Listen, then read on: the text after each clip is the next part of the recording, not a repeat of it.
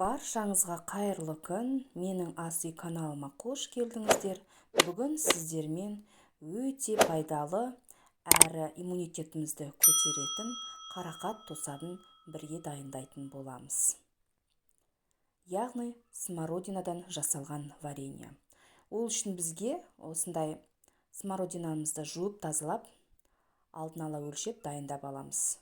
Одан кейін дәл осы смородинамыздың үстіне бірге бір, яғни 1 килограмм смородинаға 1 килограмм қантымызды салып, осылай лопаткамыздың көмегімен жақсылап қантымызды біркелкі етіп араластырып аламыз да, одан кейін блендеріміздің көмегімен осылай смородинамызды қантымен бірге блендерімізбен жақсылап езіп аламыз.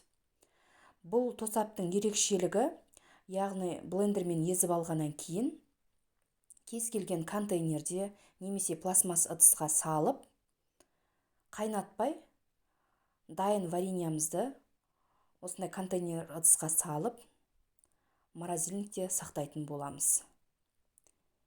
Кез келген уақытта морозильниктен алып, шаймен пайдалануға өте ыңғайлы.